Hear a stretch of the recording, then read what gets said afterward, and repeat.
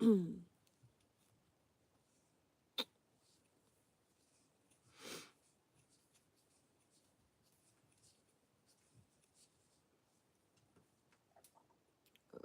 sinuses are driving me nuts.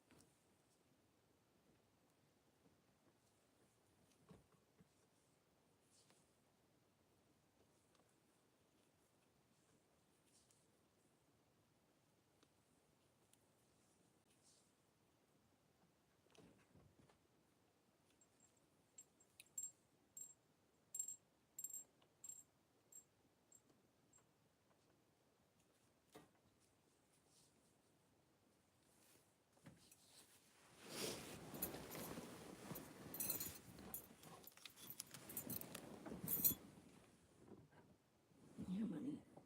Let me put your bed back. Becky.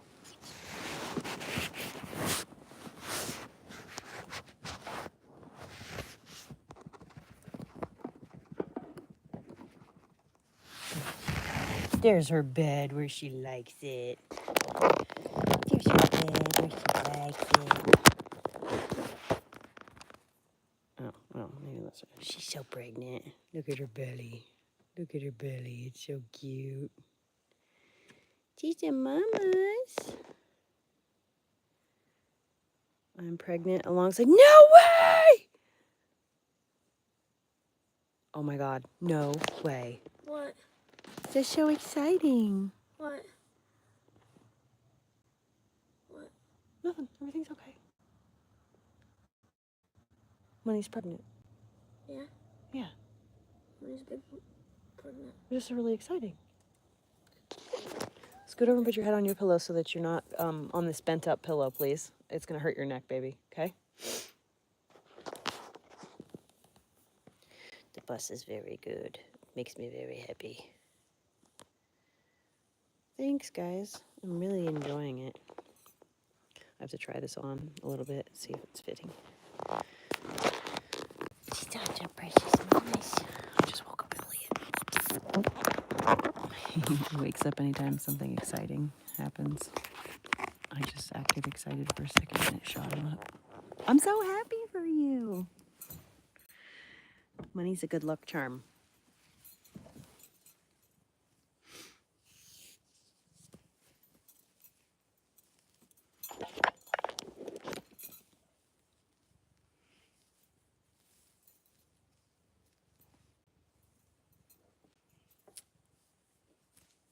Oh, yeah.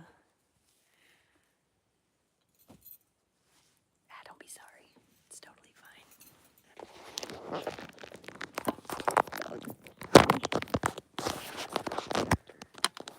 Clean my bed off.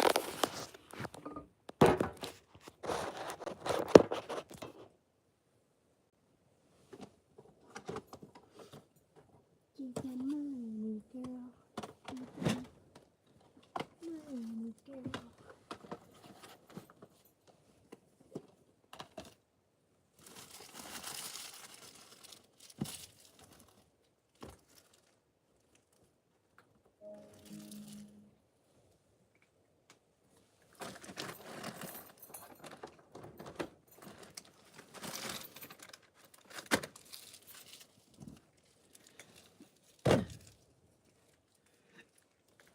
Get like a Velcro thing that attaches to this or something. Like a big cat ball toy with like spikes on it so this thing can't get lost. Can't go rolling and hiding under things. Oh, my sinuses are bothering me so bad.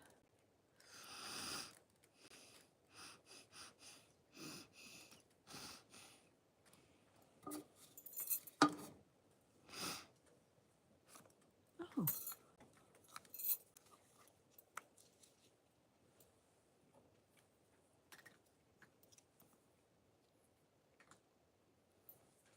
That's right. Left. Oh my God. Welcome back to the world. When I put my earbuds in, I like completely get like separated from the world. Let's hope money doesn't knock those down tonight. I better not put those there. Look, I'm lost.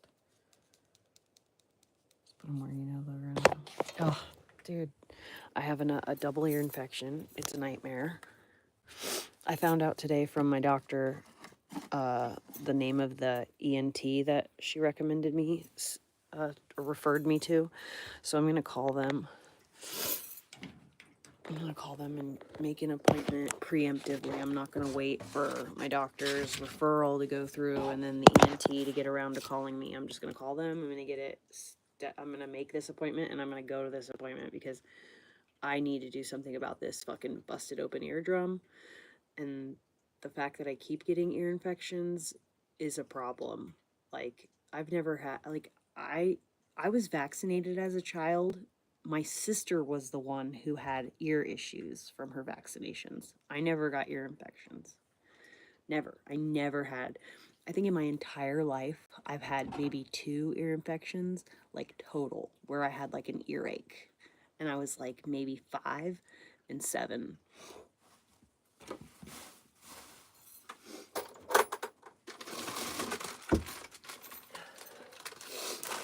Listen, stop. No.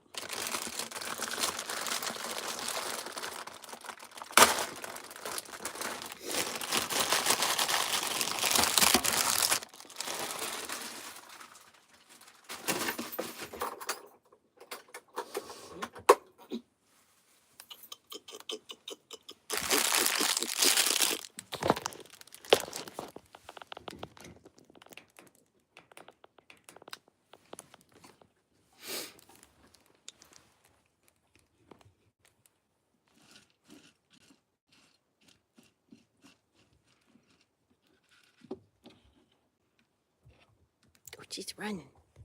She's a fat girl running. Someone's messing with my food. It's being replaced.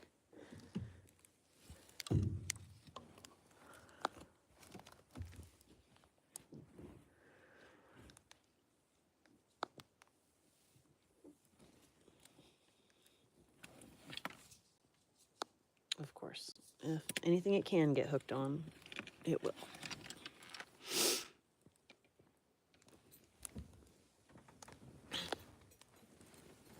Oh God, my hair.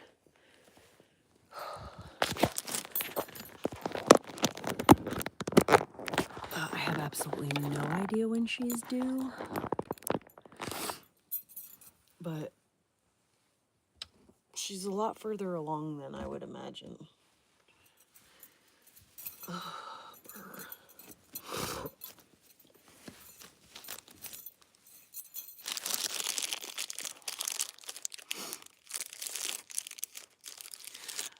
She was,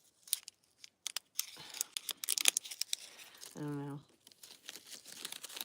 When I discovered, the reason I discovered she was pregnant is because she started acting weird. She kept acting like she, nope, don't do it. Don't do it. Don't do it. Money. Stop. You don't have to chase that damn mosquito eater. Leave him alone. Here, I'll get him. I can't have you doing that. There. See, I got him. Okay, maybe not. Damn spray.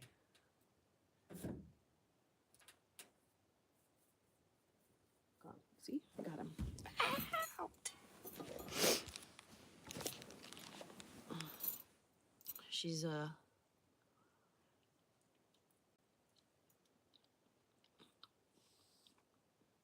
so either what she was doing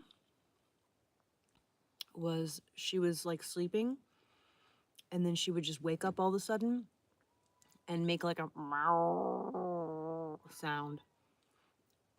And she does never do that. And so I thought she was hurt. She's obviously in pain. Honey! No! Money. Money. Dude.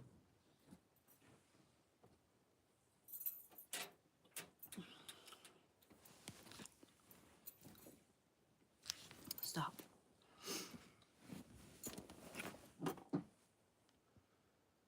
Please, dude. Please don't. Please don't. Let me come lay in my lap or something like that. Come here.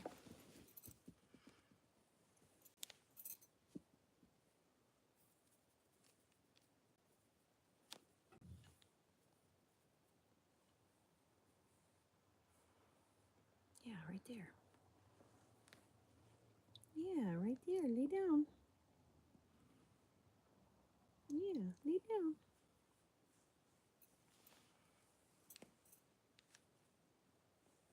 But so,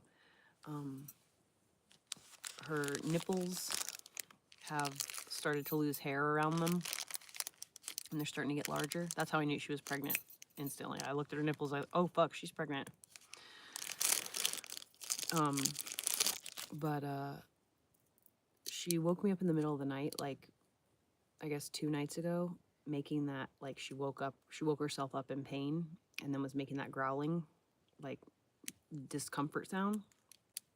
And so she laid on her back, and then she was like rolling kind of side to side on her back. And so I put my hand on her belly, and she stopped wiggling, and then she like started purring. So I was like, oh, do you need a hand on your belly? And so, you know, she just like seemed like she liked it. So I was like, you know, doing like this stuff, which she loves anyway. When I rub her belly and rub her chest and stuff, she loves that. And so I was rubbing her chest, and then I was like rubbing on her belly. And then I thought I felt the babies moving around in there. It could have just been gas bubbles. You know, she might not be that far along, but I was like sitting there like waiting. And I'm pretty sure like I think that I actually felt the babies, but it could have also been creaking in her guts.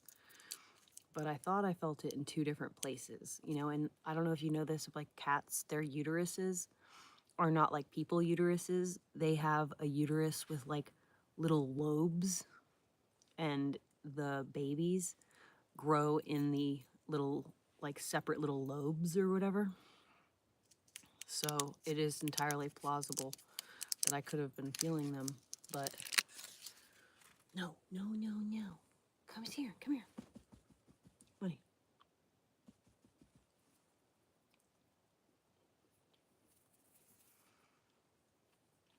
I'll love on you if you come here.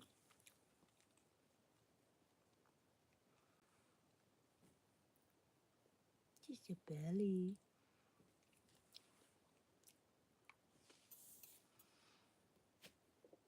There's your mama.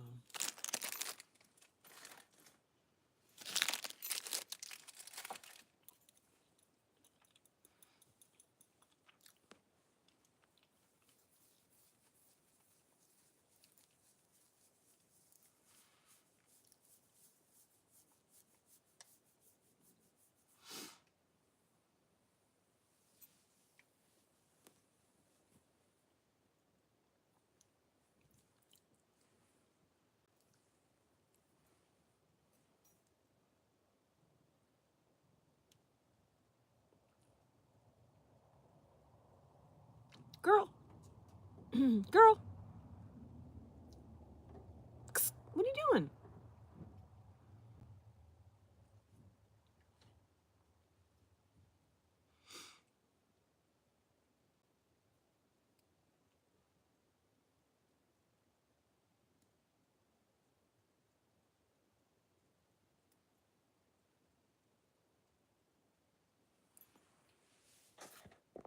I know, it's so exciting. You better keep me posted on your pregnancy. Are you kidding me?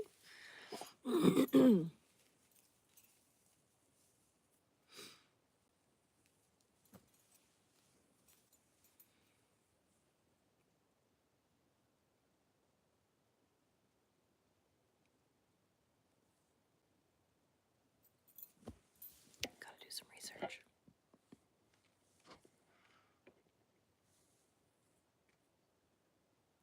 My gosh, she's glowing.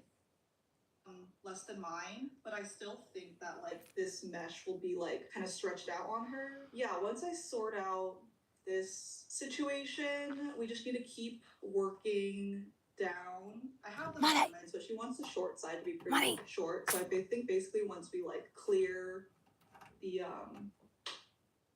ass, then we're just gonna do the diagonal. Okay, and what I didn't show you is Are you stuck? Hold on, hold on. few rows like 5 times. So morale is a little bit low right now. And I think I'm also frustrated because it's 60 degrees outside, which is insane because it's like in the 20s this winter in New York. Normally I would take my crochet project outside. But this is one of those pieces where like I'm trying it on like literally every 2 rows. Yeah, like, lay down. Good girl. But my flower mesh dress, I probably tried that on. I'm so sick of fucking sitting on my hair. I'm so sick of it.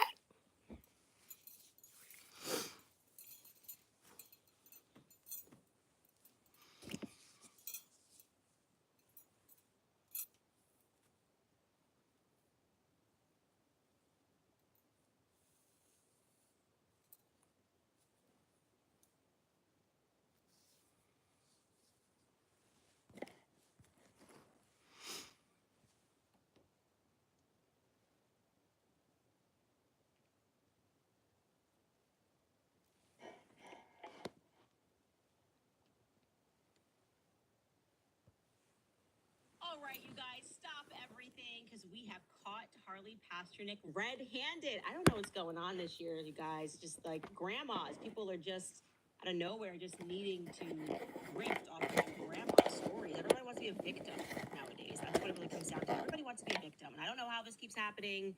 I don't know why I keep catching people out in half-truths and lies about their grandmas and their genealogy. First, Kamala, now Harley Pasternik. This is crazy. Also, we have an update in the Blake Ryan Justin saga. It's weird. It involves a fake subpoena. I think it's definitely faked by Stephanie Jones PR. So we'll do a brief update of that. And I can't believe I'm going to say this, but I am currently rooting for Harvard University to win against the Trump administration in court. Really, I don't know what year this is, but I just said that, and it is a fact. So let's jump right back in. Welcome back to Candace.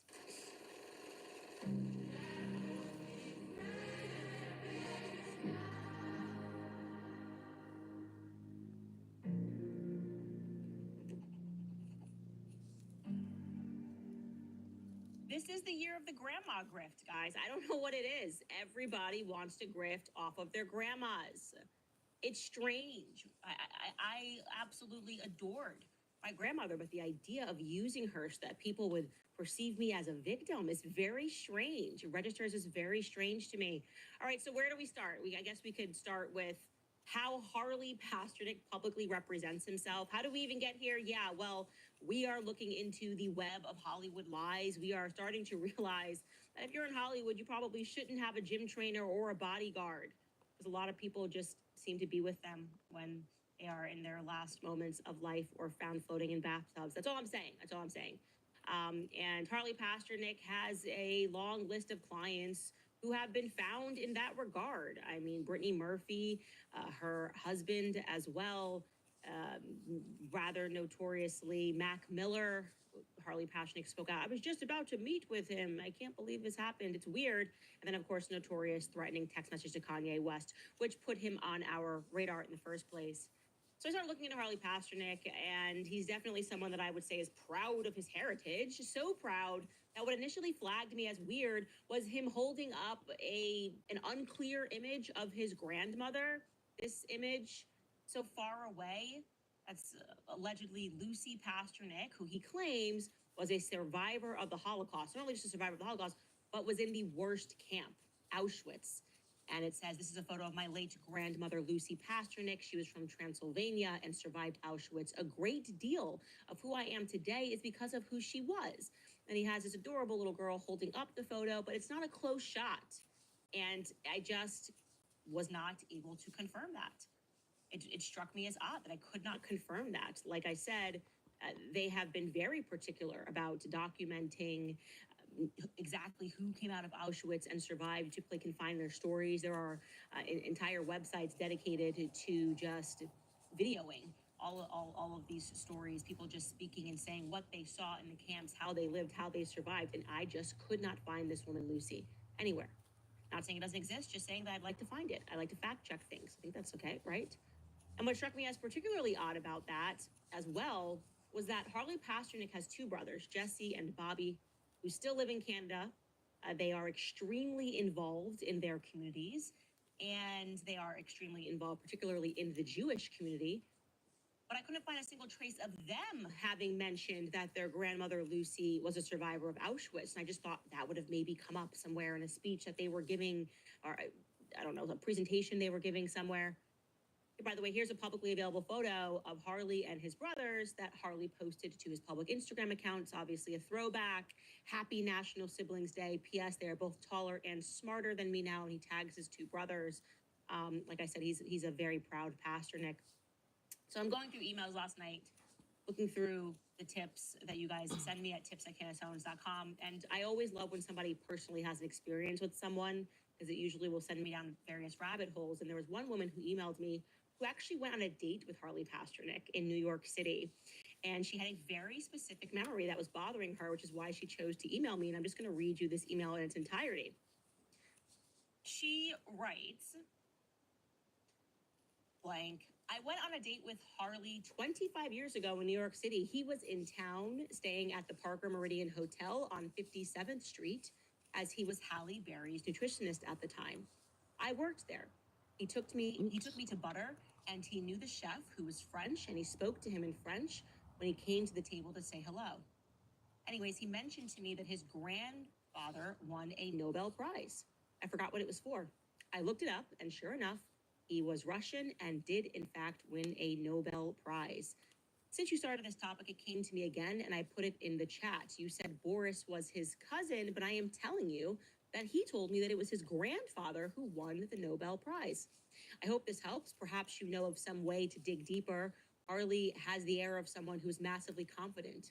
If confidence could walk, it would walk like Harley. No lie. Easy to talk to, intelligent, complimenting me on my own level of intelligence. A huge compliment coming from someone like him back then. Anyways, I had all but forgotten about that night. Thanks for the trip down memory lane. Okay, so she's working at the Parker Meridian Hotel, and Harley Pasternik takes her on a date, and he tells her that his grandfather won a Nobel Prize in literature. But we know that that's her. I believe her. I believe he said that, but it doesn't add up. Unless his grandfather is Boris Pasternik, the person that we told you is a cousin. Obviously, Boris Pasternik worked with the CIA. They distributed, he was the writer of Dr. Zhivago.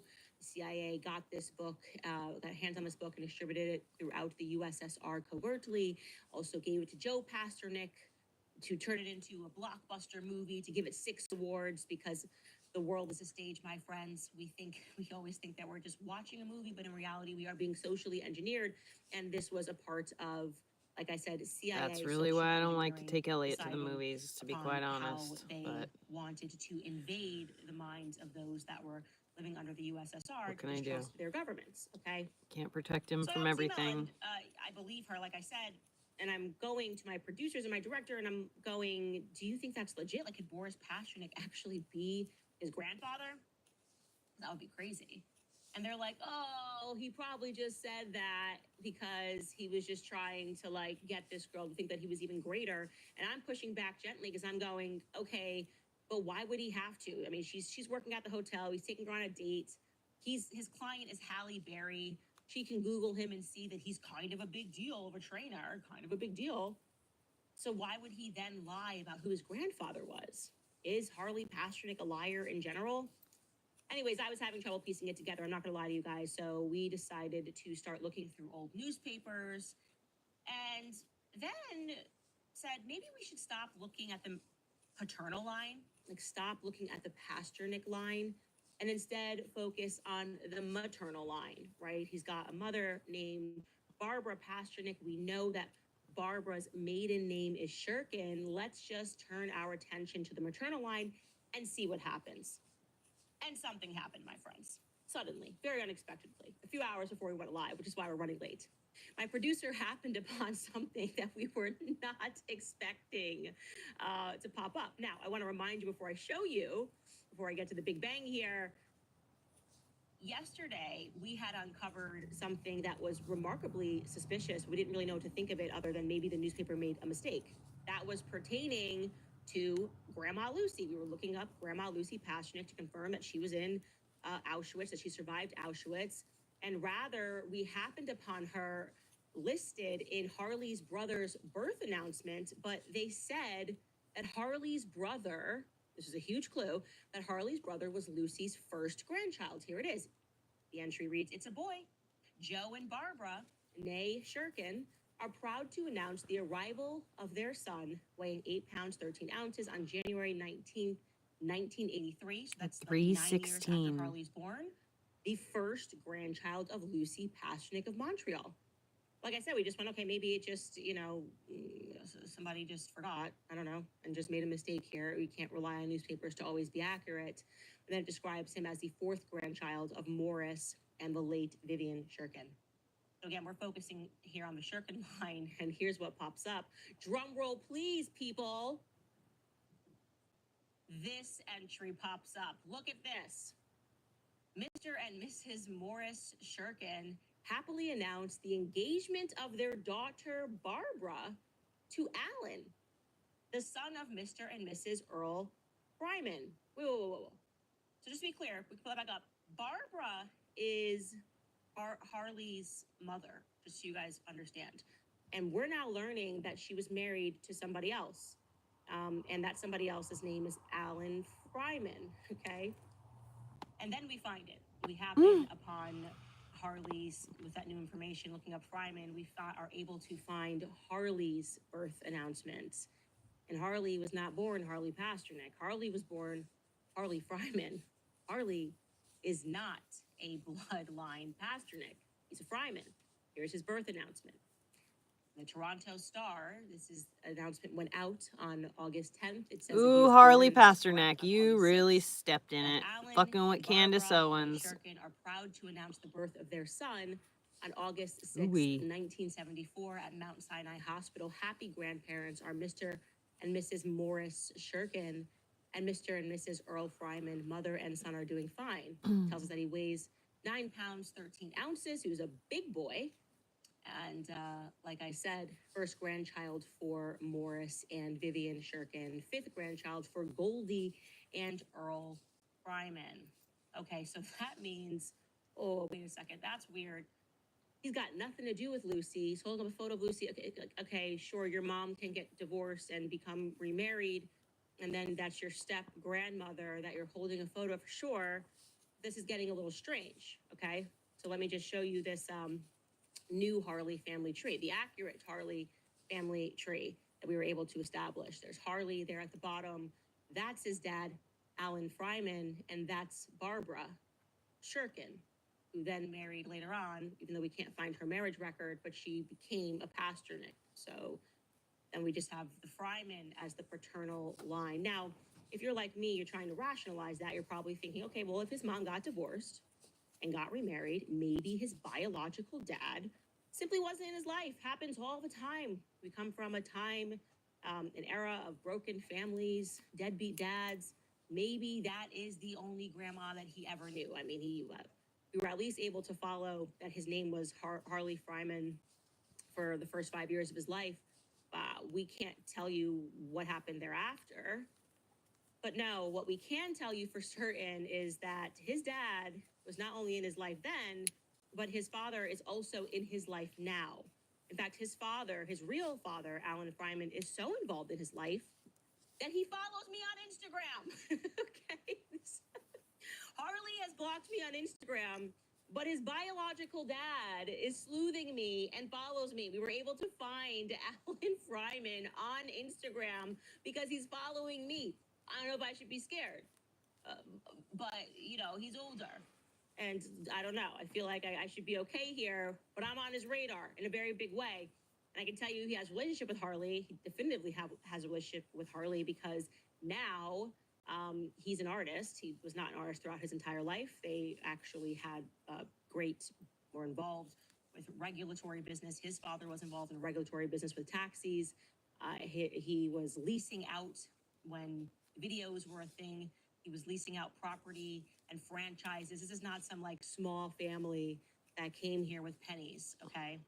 He's now an artist, and the focus of his work is painting pictures of his son Harley, okay? So look at this. These are some of the photos that he paints. He's painting, or drawing, I don't know what this is, cartooning. I don't know anything about art. I'm not ashamed to admit that. But that's Harley, that's Harley's daughter, and that is Harley commenting with heart eyes on this photo. He sells these, just to be clear. He sells these pieces of artwork. He has a website. And like I said, a recurring theme is that he is drawing photos of his granddaughter. He has photos of Harley's daughter and him hugging his daughter. So he is a part of Harley's life. Very strange that when you go on Harley's account, you can't find a trace of this person. It's like he doesn't want people to think of him as a Fryman. So it's interesting, you guys. It is very interesting. Who is Harley Pasternik? Maybe he felt pressure to become consumed with this identity of being a real Pasternik. I think it's an interesting discussion. Why someone chooses to change their name if their father is still a part of their life. That's a tough conversation to have.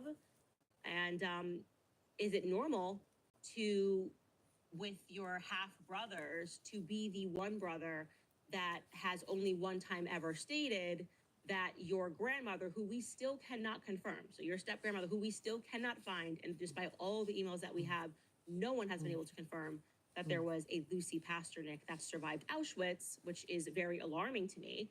That's the ultimate grift. That's the Kamala Harris grift. If he made that up and just shot that photo and thought no one would find it, that means he's disturbed. It means he's a liar, and the worst kind of liar, like a kind of liar who should never have any power whatsoever. And that's what I take him for, by the way. I don't like his face. I don't even like Harley's face. Everything about his face gives me the ick. Don't trust him. Nope. Believe it's all a lie. It's like a trained liar, is what I think. But since we're at the beginning of this, I'm wondering if he spent, maybe it's why I had so much trouble being able to find any documents on the early part of Harley Pasternik's life, including just trying to find like military entries, things of that nature. Maybe he was going by Fryman in general for a while. And maybe that's not something that he wants publicized. Oh, well, what you want and what you get when you start rolling around telling people that you're going to drug them, take their kids away, and send them back to La La Land. Two different things, you know? You don't get the right anymore to decide when people start looking at you and wondering who the hell you are and why it just seems that so many people that are around you just lose their minds. You're just so sober and so great and so focused and so fit.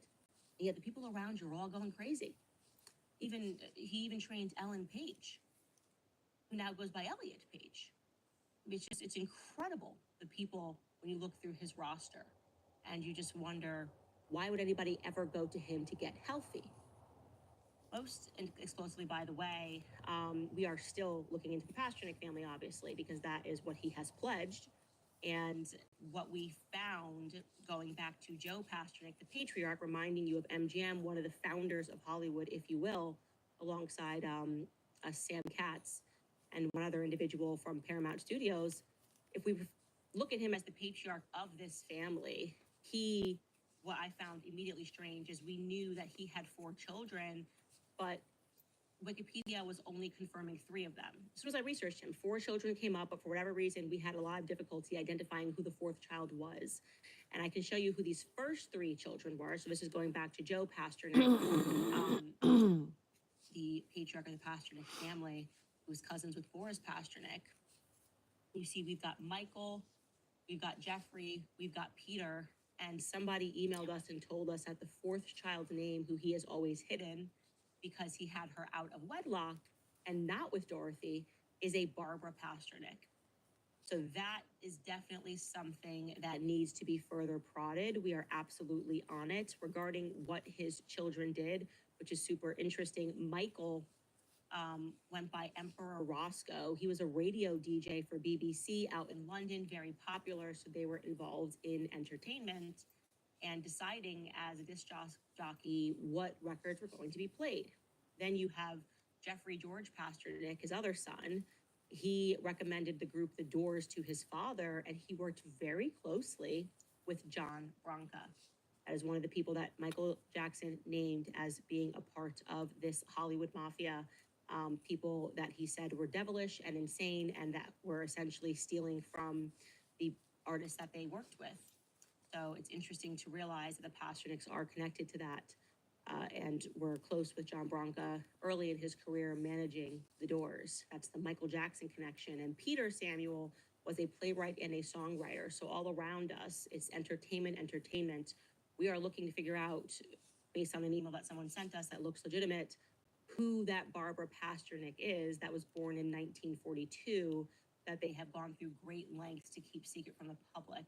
That would be an heir to Joe Pasternik, born in 1942. So guys, send me your emails to tips@cannastones.com. Also, we got a lot of people asking in the comments yesterday, what about Walter Pasternik? Yeah, what about him? Yeah, obviously we know Walter P. Pasternik was a Pasternik that was involved in the CIA MK Ultra experiment. So it would be fitting at this time to put these pieces together. You've got Dr. Zhivago going on, Boris, you've got Joe Pasternik, Walter Pasternik of the CIA experiment, because I think Hollywood is a CIA experiment. I really do. We're going to talk about that more as we read Hollywood Babylon. We don't know where to put him in the chart because there's such little information available about him. Remember, this is the guy that no-showed Congress. We did, however, receive a confirmation that his middle initial stands for Paul. So we're looking for a Walter Paul Pasternik. According to the Library of Congress, they have files on him. He was involved with another individual who did show up for the congressional hearing, the guy in which they were both being questioned for this failed MK Ultra experiment where they were going to aerosol LSD onto unsuspecting people in San Francisco. I'm not kidding. This is your government. What do you want me to say? Okay, this is a real headline. The CIA sought to spray drugs on partygoers. So they were being questioned about that. Walter P. Pasternik and Rhodes, and this is from the New York Times article. It says, today's testimony by Mr. Rhodes provided the first look the public has had at an LSD test inside the CIA safe house. Although the experiment he described was carried out only on one of his colleagues and ultimately failed. The agency carried out other drug tests in both California and New York City from 1953 to 1966 in such safe houses, mainly apartments and motel rooms. These were secretly rented for the agency by George White, an official of the old Federal Bureau of Narcotics, which has since been supplanted by the Drug Enforcement Administration. Mr. Rhodes, a psychologist employed by the CIA from 1957 to 1961, said he went to California in 1959 with Walter P. Pasternik to test a particular device to see if LSD could be given in small quantities via an aerosol. Mr. Pasternik, a former employee of the agency, was also an official with the Society for the Investigation of Human Ecology, a foundation that was set up by John Gittinger, also an agency employee, to serve as a conduit for CIA money, end quote. So we don't know who this man is. I did find a Walter Paul Pasternik that is buried at the Arlington Cemetery in DC, who was a lieutenant in World War II, but that is a tenuous at best, that connection. So we don't know. But obviously we do know that when it comes to mine experimentation, those with the last name Pasternik, generally speaking, are people that I would avoid. And I will leave it at that as we throw it to some sponsors. First and foremost, Easter. Yes, it is Holy Week, my friends. It is a reminder that new life is possible. Gotta get into this brief update regarding the Justin Baldoni case. It's a weird one. So we told you about Stephanie Jones of Stephanie Jones PR. She's like the PR woman from hell. Everybody's afraid of her. She's married to a partner over at WME. Hollywood's a small gang town, and pretty much you mess with one of them, you mess with all of them.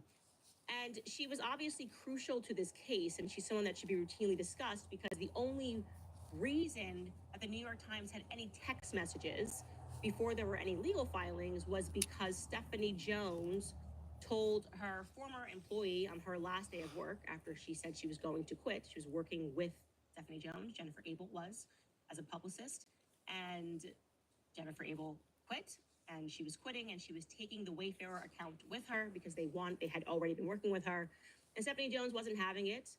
And on the last day that she was supposed to be in the office, after giving her a 6 weeks notice, she calls her into the office. She's got a lawyer there, and Stephanie Jones is like, "Give me your phone." You know, and Jennifer Abel begs, "Oh, this is my phone. I've had this phone forever. It has my contacts. It's got pictures of my granny. My granny was probably making up some granny grift story here. That's what everybody does." And Stephanie's like, "Nope, I'm getting your phone." Next thing you know, the New York Times has this stuff, right? Well, Stephanie's excuse in the background of this has been that she was complying with a subpoena. On its face, that's a really stupid excuse, okay? Because she gathered this cell phone in August. Okay, there was no pending lawsuit. There was no lawsuit that was happening in which she would have had to comply with the subpoena. Also, and again, like I said, this totally relies upon the public being really dumb and not understanding. You can't just go up and be like, "I have a subpoena, give me your messages." A judge has to sign off on a subpoena to make it valid. So all of a sudden, Stephanie Jones is doing a bunch of PR right now. She's in the press, and she's giving it to Page Six, and she's giving it to Deadline, and these are some of the headlines. And all of them are writing that in the Justin Baldoni Blake Lively legal saga, the publicist rebuts the allegations that she leaked confidential information, and buried into it is that they're telling us that Deadline reviewed a copy of a subpoena cited by Jones, but they won't reveal it to the public. They do not want us to have a look at this alleged subpoena that they say was dated last October. Again, there were no lawsuits filed in October. The first filing in this case didn't come until December. That was when Blake Lively filed her CRD complaint. I believe the New York Times released their article on the same day, December 20th is when all of this started and fired up. So what subpoena was Stephanie Jones complying with that was dated last October? Now, here's what I'm going to tell you. Something that's very conspicuous to me is the fact that Blake's legal team is not acknowledging any subpoena that they sent to Stephanie Jones. Neither is Ryan acknowledging that he sent a subpoena to Stephanie Jones. Essentially, Stephanie Jones is out on a raft by herself in the middle of the river saying, I was complying with a subpoena. And now she's calling her homies, and they're like, we saw a subpoena. We can't show you the public, but it's dated in October. Well, that's problematic for everybody. If that subpoena is dated in October, okay, and you're telling us that that went out, that's the same month that we have noted that the New York Times has some data that shows that they were working on an article. Look at the data. We have been saying this from the beginning. It shows us that October 31st of 2024, the New York Times began working on this article with Jennifer Abel's text messages that were already being embedded into it. So it seems much more likely a story to me that Stephanie's trying to cover her tracks, and that Stephanie got these messages because she was angry at her employee. She was angry at Jennifer Abel because how dare you leave me and how dare you take one of our clients with you, an account that I didn't care about, that was too small for me, that you were working on. How dare you do that? She took her phone and she sought revenge. And I believe that Ryan was game, Blake was game, she was game, the New York Times was game, and they all got to work working on this expose, which was proven to be fraudulent by Brian Friedman all the way back in October. And so what she's doing is going to harm the New York Times case, and it's going to harm Blake's case, and it's going to harm Ryan's case. It's going to help Justin Baldoni, because I'm telling you, this subpoena doesn't exist. Something's not right here, okay? A subpoena means a judge signed off on it. And let me tell you, by the way, guys, common sense, if you're trying to subpoena Jennifer Abel's text messages, why are you going through her former employer? I don't have the rights to that is not an assumption that any court would make. I don't have the rights to people that work for me. I don't have the rights to their phones. If somebody wanted to subpoena Savannah's text messages, why would you send it to my business? Like, why would you be like, I have a right to, this person works for you, so I have a right to the messages. Like, okay, well, you got to put her name on the subpoena. So you don't need me and my office to get involved and say, hand me the phone. You're the court. You're the big guy. You're the judge. You go and you inform Jennifer Abel that she's got to cough up her messages. I don't want anything to do with this. I got enough on my plate already.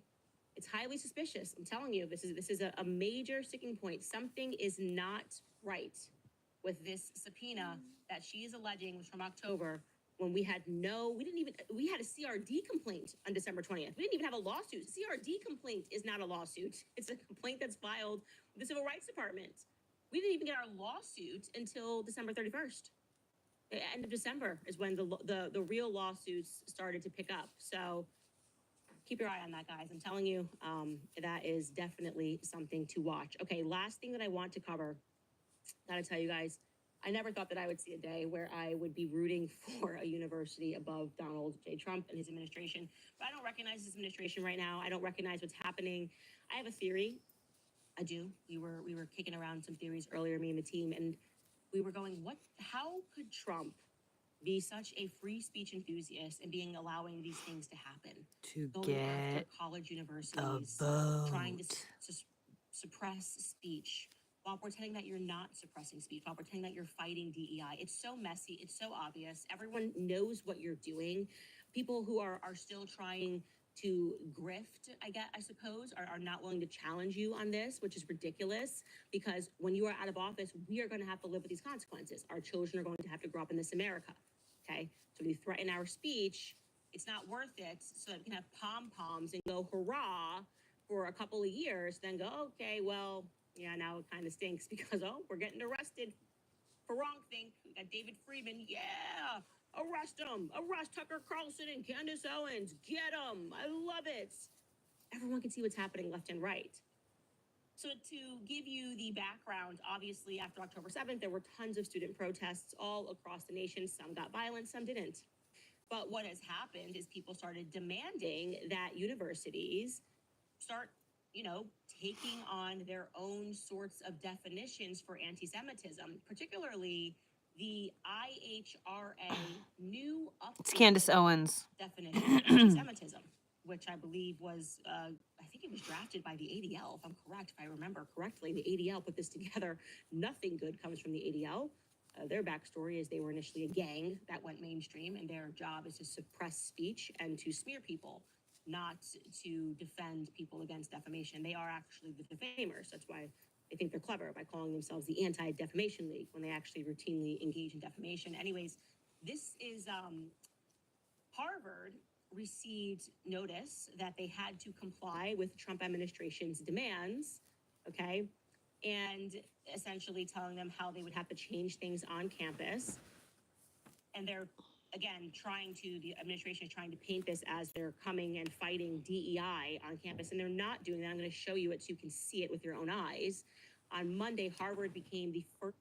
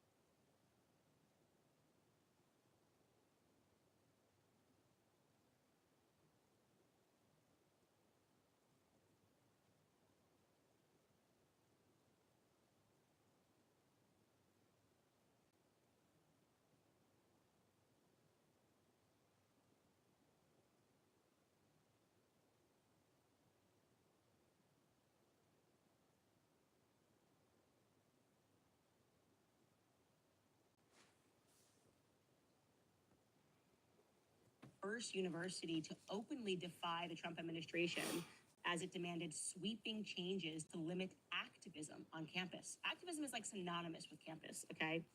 The university frames the government's demands as a threat not only to the Ivy League school, but to the autonomy that the Supreme Court has long granted American universities. They said in a quote, "The university will not surrender its independence or relinquish its constitutional rights."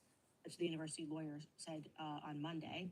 They continued, "Neither Harvard nor any other private university can allow itself to be taken over by the federal government." The federal government says it's freezing more than $2.2 billion in grants and $60 million in contracts to Harvard unless, essentially, we are going to hold your funding unless you comply with these demands. And I'm going to show you, because Harvard has released it, what they're asking them to do. First, I should tell you they've already complied with adopting the IRHA definition of anti-Semitism, which is ridiculous. But so how you have to read this is everywhere, and Skylar, if you don't mind making that a little bigger for me, everywhere that you see the word anti-Semitism, you have to ask yourself what the definition, the new definition of anti-Semitism is, because now we're at critique of Israel, the foreign state, essentially. So as they frame it down there as the discontinuation of DEI, which would be a good thing, saying that we want people to be merit-based and to let go of DEI-based policies, that would be a great thing because that is how the nation should run. They are actually asking them to reform programs that have egregious records of anti-Semitism or other biases, telling them to look at specific programs. Scroll down, Skylar, because I want to get to them essentially just framing this as them needing When to did hating people take a look become at illegal? who they're allowing to come to Harvard on foreign visas and whether Like or not all they those disagree. racists existed in the 60s and like 70s and 80s, like 90s, there were KKK meetings. No one's ever been arrested for like being a racist because it isn't illegal. If I want to be a racist, I can. If I want to hate people for literally any reason, like when did discretion become bad? You know, like I have the right to discern who I want to spend my time around. I can decide that like, you know what? I don't like the way that person looks. Just something about them. I can't put my finger on it. Oh, you're a racist. No. And even if I was, who cares? You can't, like, it's not illegal to literally hate someone or to have discretion about someone for no reason other than I feel like it. Like, when did all this become a crime? And this is how they are trying to stamp down, and they're using emotional manipulation to convince people that, oh, hate is bad. I mean, sure, yeah, it is bad. You know, it's not good to be hateful, but that's a personal thing. Like hating is a personal, like the only person that hating, like if I hate you because of your skin or your religion or whatever, the only person that's going to affect truly is me. Attacking someone as for any reason whatsoever should be a crime, but trying to force someone to feel one way or the other and making it legal or illegal to feel a certain way, how are we not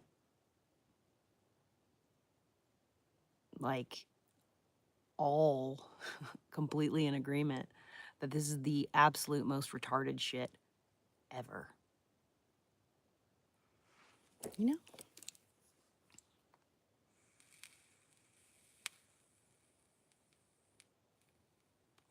I got half a mind to just start like, you know, like I really don't hate anybody. I don't harbor that in my head. But god dang, man, I have half a mind to just start being openly racist, openly a bigot, openly, what's the thing when you hate people based on is it bigotry for religion? Or is that gayness? I'm going to be a transphobe, a fucking homophobe, I'm gonna hate animals. I'm gonna hate children. I'm gonna hate blonde people. I'm gonna hate brown-haired people. If you got green eyes, I hate you. You know what I mean? Like, I think I'm just gonna start just like being an equal opportunity. And I've literally been saying this since second grade. I'm so proud of myself sometimes. But ever since second grade, I got stabbed in the foot. See, I don't talk about this story much because, like, with the whole thing about like trying to pit races against each other, I don't often talk about it, like really what all happened. But I was a white girl in a community that was pretty close to 50-50, black and white. And the black girls were fucking awful to me. They made my life a living fucking hell, okay? Just the black girls, pretty much. I got called all kinds of fucking racial slurs. I got physically assaulted, okay, by black girls. That's the only, and that's just how it is in South Florida. In Oregon, there aren't that many because Oregon used to be like or Eugene used to be a sundown town where like black people were not allowed to exist here. So there aren't a lot of African American families here. They're here, but the percentage is quite low. It's like 12 or 15%. So people here in Oregon who are super liberal, they genuinely do not understand what a white person would, what we used to call reverse racism, where like, you know, black people were racist to white people. Like they don't understand that because they genuinely like haven't existed in a scenario where they were actually the minority in a community. But anyways, I digress. When I was in like the first grade, I got stabbed in the foot with a metal fingernail file by a fifth grader who was a black girl. And all I was doing was walking down the hallway. And she said I had a stupid cracker face. And so she just went right into the top of my foot right here. I have a scar. It is a nightmare. I still have issues with my feet, my numbness in my toes and stuff. But anyway, so I have been the victim of a racially motivated hate crime, right? But not me, because I'm a white girl. I have privilege. I have white privilege. Anyway, I remember so vividly being in like, this is after that happened. So I was in like first or second grade that happened. But sometime in like the second or third grade, I was relaying the story and I was, you know, a kid. I was just being honest. And I was telling someone like, you know, a black girl stabbed me in the foot and she was, you know, calling me bad names. And that the person like, you know, is like, oh, you know, and I mean, this was in like the 90s. So like, it's just weird that this whole conversation happened the way that it did. But the person who I was speaking to had mentioned like, oh, you can't talk like that, Heather, like that's racist, you know, you know, da da da.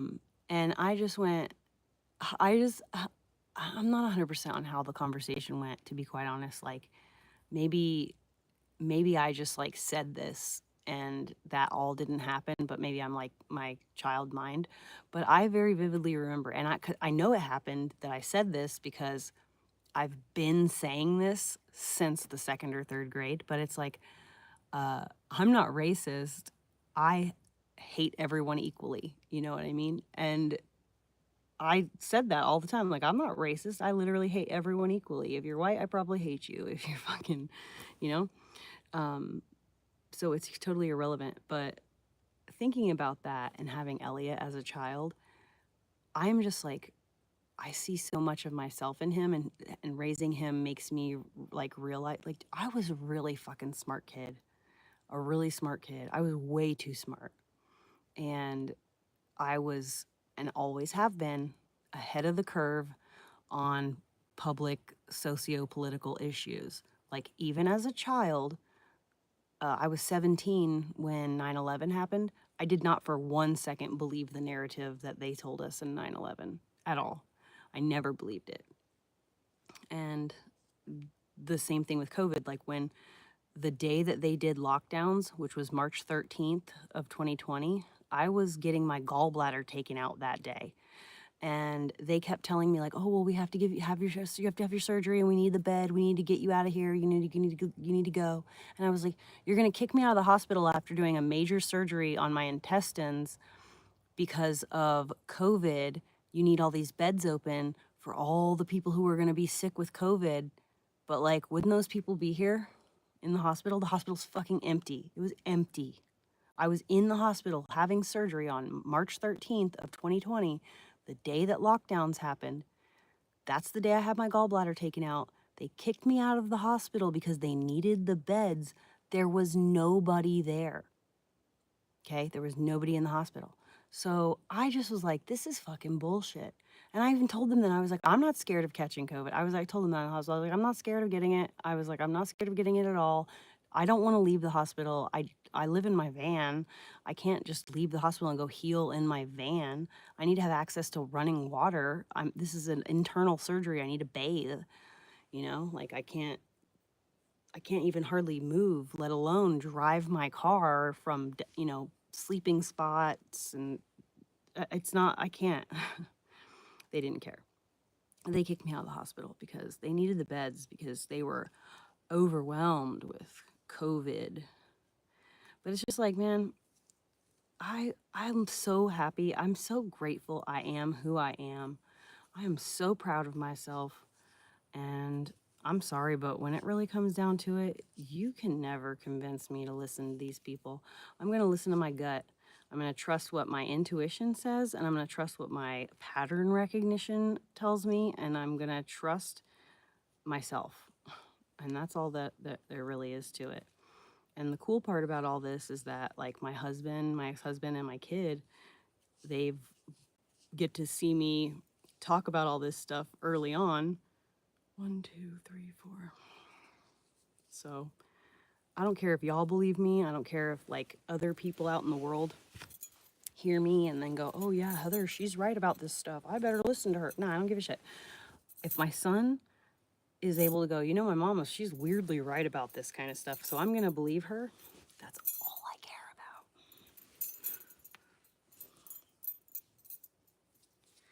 That is all I care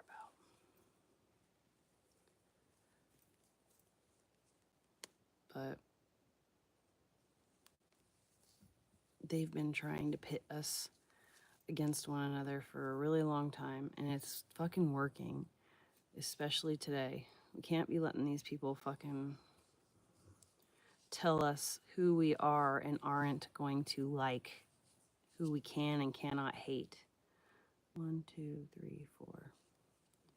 Because at the end of the day, not liking someone or not having a good feeling about someone, that's how we stay safe. If I get a feeling that a man is having rapey thoughts about me, and if given the opportunity where he would maybe not get caught, then he might take that. I will absolutely not put myself in a situation where I'm alone in a room or in a, that's discernment. That's discretion. That is making sure that you don't, I just don't understand how they have turned this kind of shit into a crime. They've managed to successfully turn it into a crime because people are so emotionally manipulated. 1, 2, 3,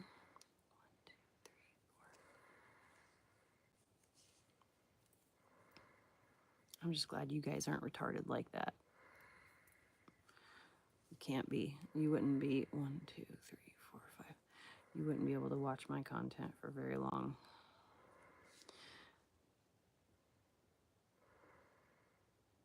If you were.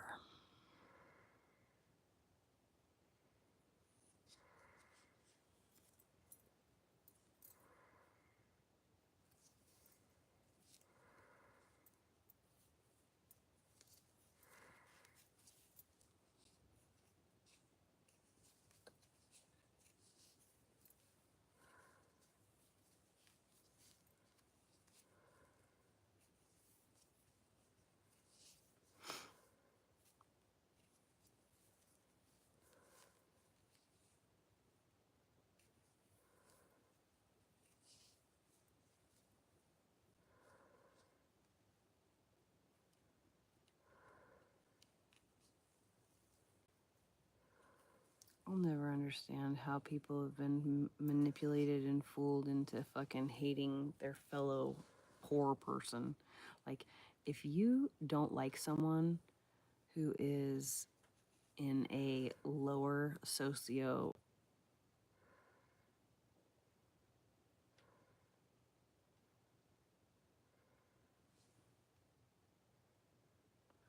economical position than you, like if you look around you and you like, if you hate someone who's lower on the totem pole than you, you're fooled.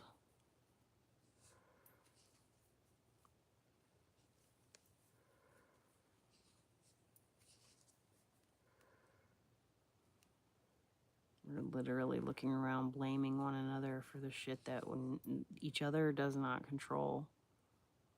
Just because like we support the ideas of someone in a political position doesn't mean that like we're the ones doing it. So why should we be hating each other for something that a politician is doing, creating, manifesting?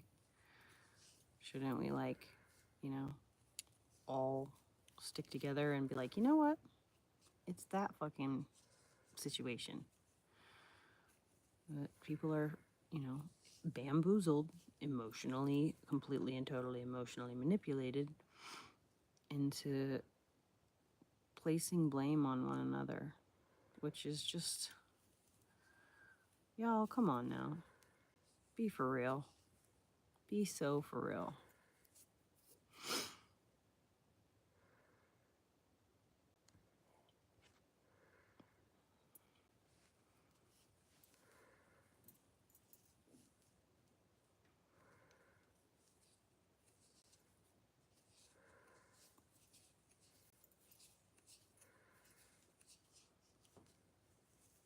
Crystal, haven't you gotten like anything to do yet? No? Still just desperately trying your hardest to make me miserable? No. Fortunately for me, no, you'll never succeed.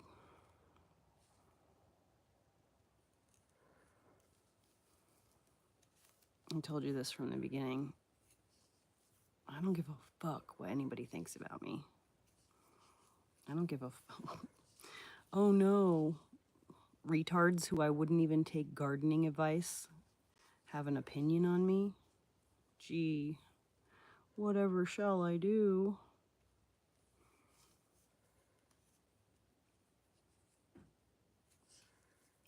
You're just a loser.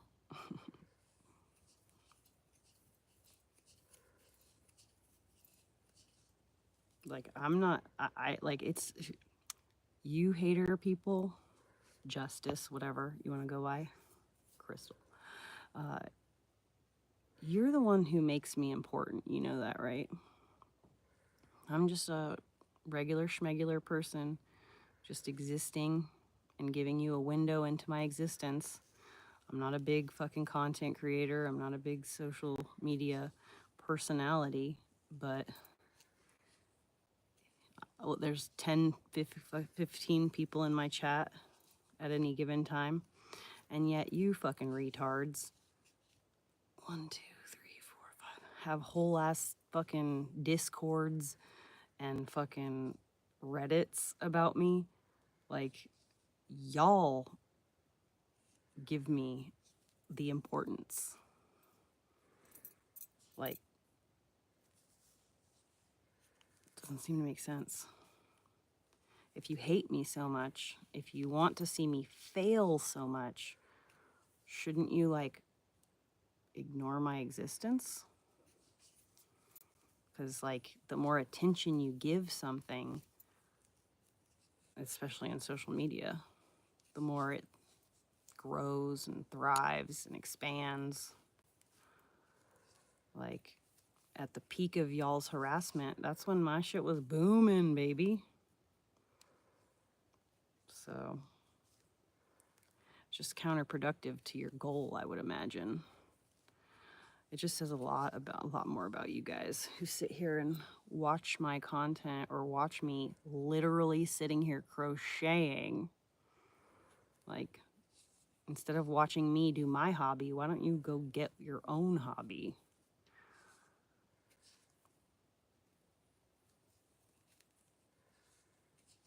You're never going to stop me from doing what I'm doing, because the things I do them because I enjoy them.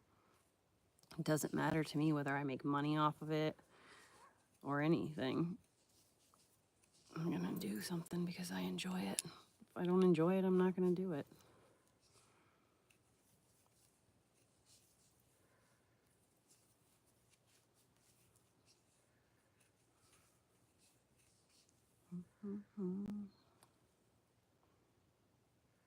Oh shit, I forgot to turn Candace back on.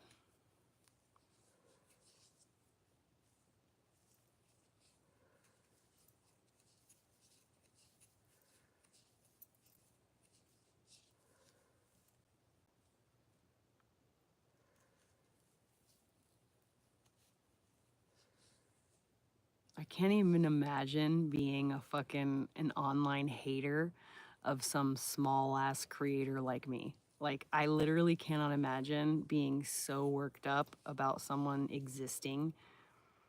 1, 2, 3, 4, 5.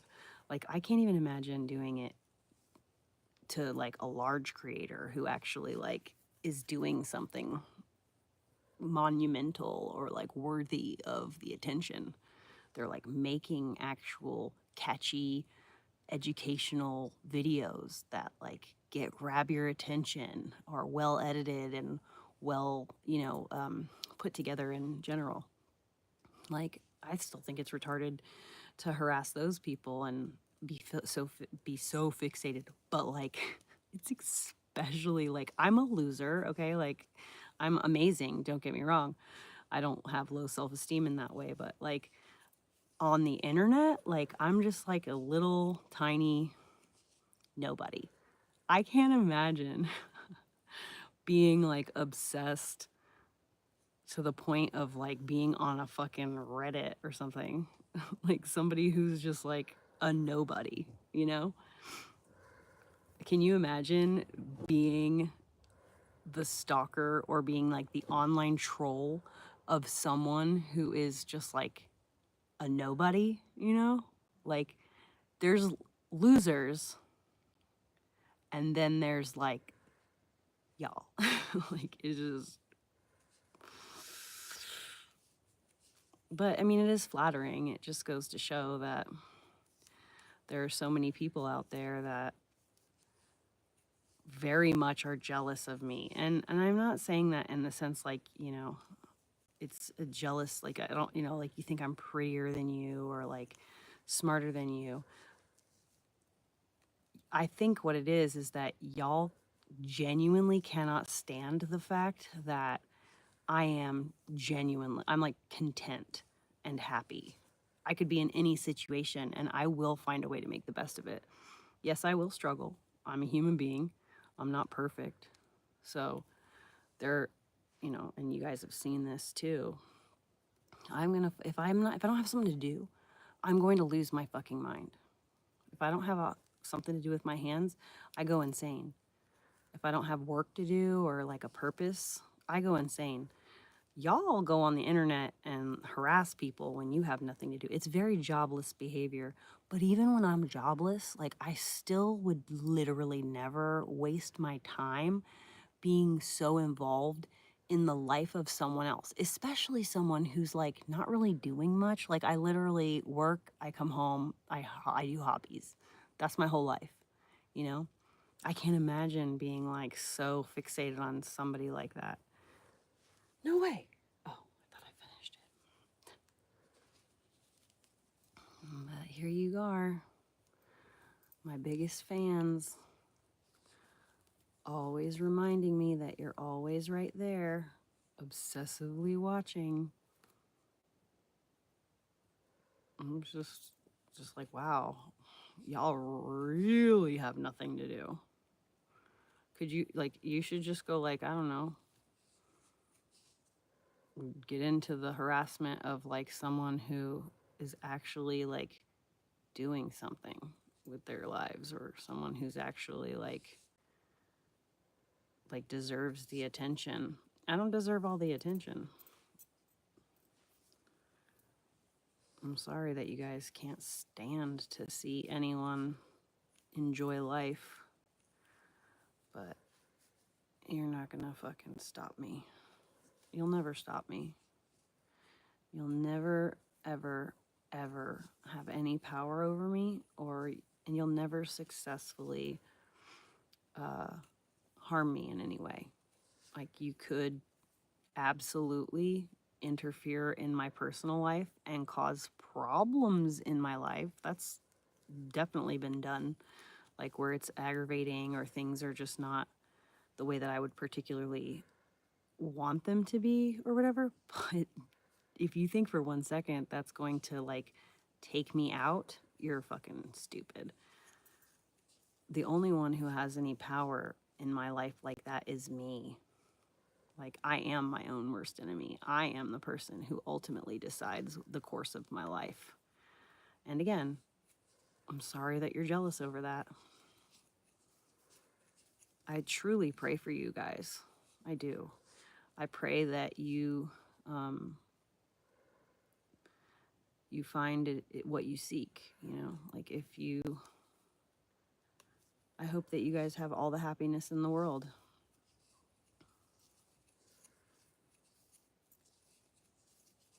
Like, I genuinely mean that. I absolutely pray for my trolls. I want you guys to be happy. Happy people don't do the things that you guys do.